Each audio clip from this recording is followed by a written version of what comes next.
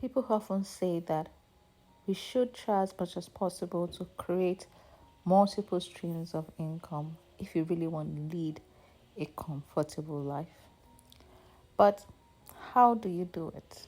So today I will be talking about that.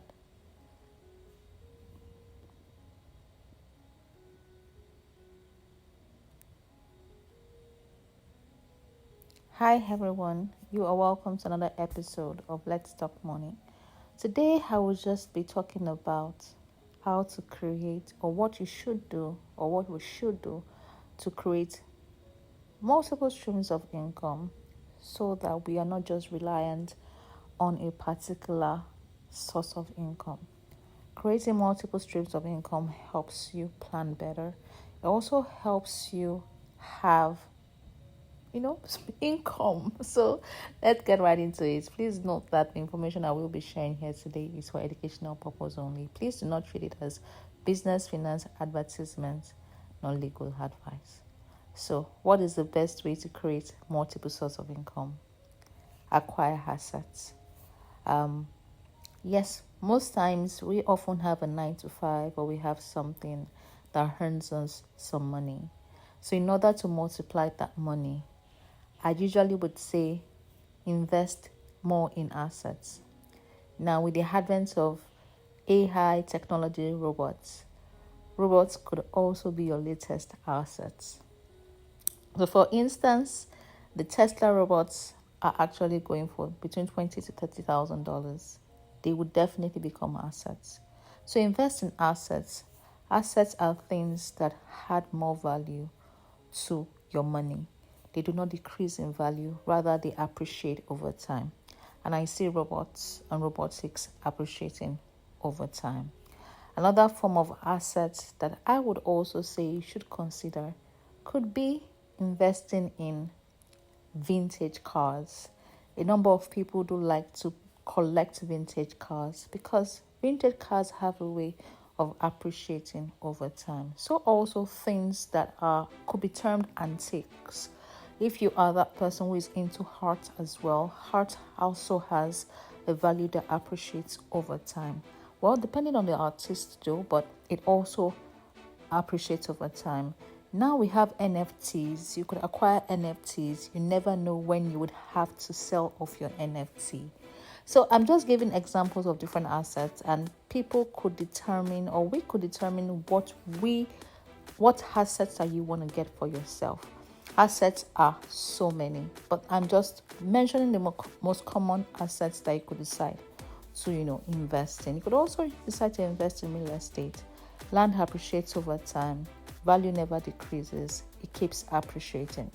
The key note is whatever you want to invest in, whatever asset you want to invest in, be sure that in 2, 3, 4, 5 years time, that asset appreciates. It gains more value compared to when you got it. Other people might decide to also invest in precious stones and precious metals. So you could decide to invest in gold coins depending on how much you have, or even in gold bars. You could decide to invest in diamonds and other precious stones. And the thing about this all investments is that all the assets is that you do not have, or you do not need to have too much money in order to invest.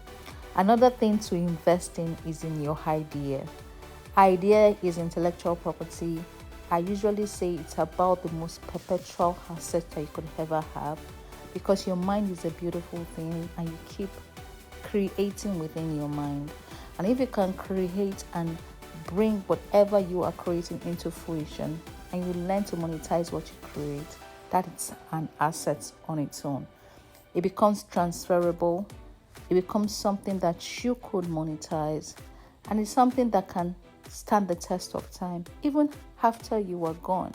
So assets means so many things to so many people, but whatever you choose to do, ensure that whatever you're investing in is something that can stand the test of time, also something that can appreciate over time and have increased value compared to the last time, or what value it had as at the time you acquired it.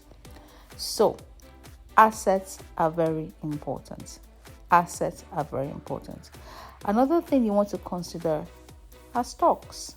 I know that some people, or a few people feel skeptical about stocks, but one thing I like about stocks is that you could definitely get stocks without having to without having to run a business or start a business yourself. So for the benefit of those who do not know what stocks really are, stocks are largely I'd say it's sort of ownership of a company. So if you happen to have stock shares in a company, you in a way own that company in part, and your ownership is defined by the number or the amount of stocks you hold in that company. I think I'm going to do another video just to shed more light on this. I hope this is well understood. This video is meant to be a short video just to, encourage someone out there. If you start to make some money, invest in your monies, buy assets, buy stocks, and then create that multiple stream of income for yourself, and enjoy life the way you want it to be. I hope that you have found value in this video.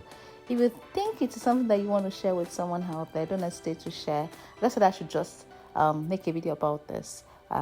Thank you so much for watching. I'll see you in my next video. Have a wonderful evening.